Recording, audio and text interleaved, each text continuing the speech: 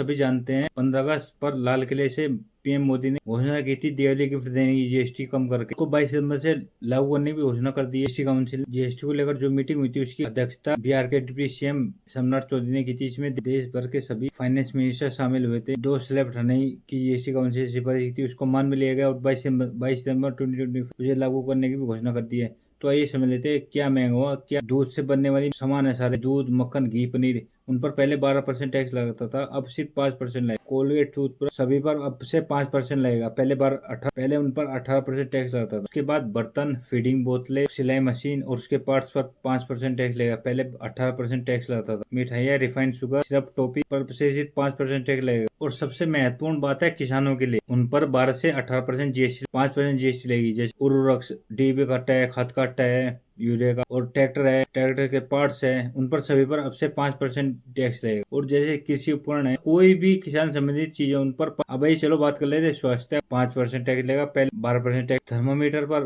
पहले 18% टैक्स लगता था, अब सिर्फ 5% टैक्स लगेगा। और एलआईसी पर कोई टैक्स नहीं लगेगा। और जितने भी मेडिकल टेस्ट वगैरह उन पर पहले 12% टैक्स लगता था, अब 5% टैक्स लगेगा। इसको मैं बहुत ही अच्छी राहत बताऊंगा। और शिक्षा सामग्री जैसे notebook, pen, pencil, eraser, sharpener, इन पर कोई टैक्स नहीं लगेगा। और इलेक्ट्रॉनिक सामान, उनके पास, ऑटोमोबाइल, टेलीविजन, 18% टैक्स लगेगा, पहले उन पर 28% टैक्स लगता था, अब 18% लगेगा। और अब बात कर लेते हैं क्या सामान जीएसटी बढ़ेगी? जी बिल्कुल बढ़ेगी। जो भी नशा करता है जैसे बीड़ी, सिगरेट, पान, तंबाकू, मसाला पर अब से 40% टैक्स लगेगा, पहले उन पर सिर्फ 28% टैक्स लगता था। तो ये बड़ी जीएसटी का जो कदम, जैसे कि 15 अगस्त पर पीएम मोदी ने लाल किले से दिवाली के तोहफे के रूप में देने की बात कही थी, उसको दे भी दिया। ये सारी नई रेट 22 सितंबर से लागू